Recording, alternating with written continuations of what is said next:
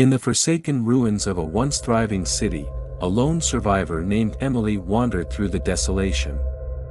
The world had crumbled into chaos, and the signs of the apocalypse were all too evident.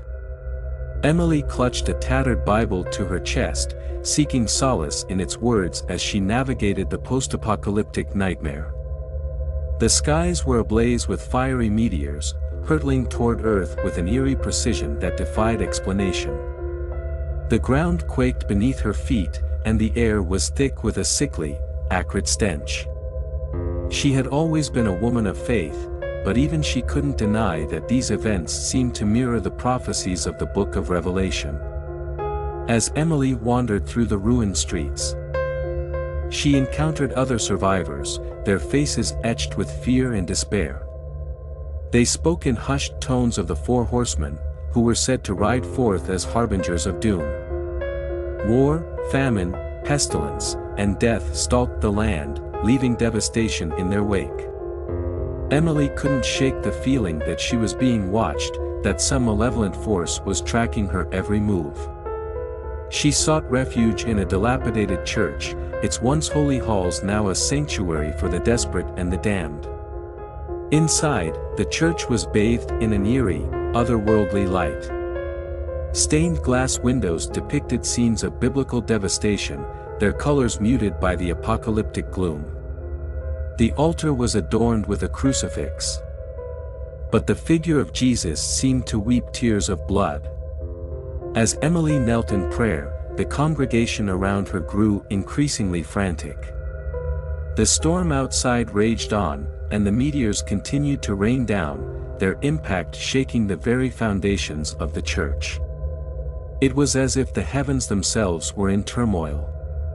A sudden gust of wind extinguished the candles, plunging the church into darkness.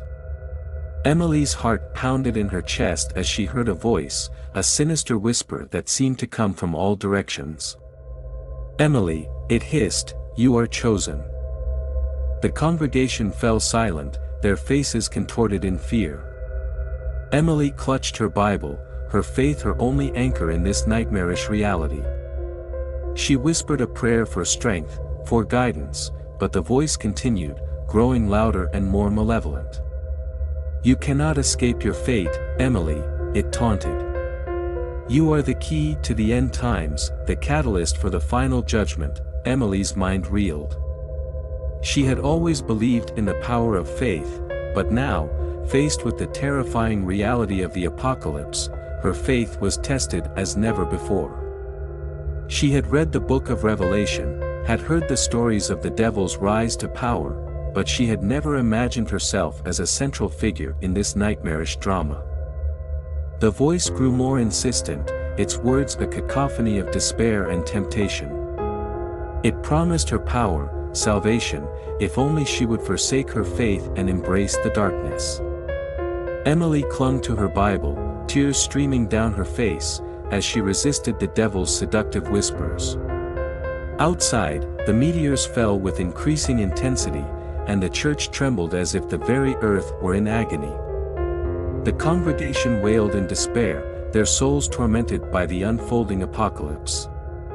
In the dimly lit church, Emily continued to pray fervently, her voice rising above the chaos of the world outside.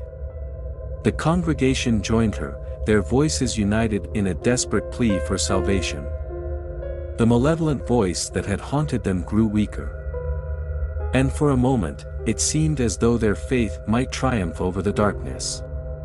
But then, as Emily's voice reached its peak, a deafening roar shattered the stained glass windows, and the church walls trembled. The meteors, once held at bay, now descended with cataclysmic force, striking the earth with fiery wrath. The congregation's prayers turned to cries of terror as the church crumbled around them. The blinding light that had filled the church moments ago now burned with a malevolent intensity, casting long, grotesque shadows on the walls. The voice, once defeated, rose again, mocking and triumphant. "Your faith is meaningless," it declared. "The end is here and there is no escape."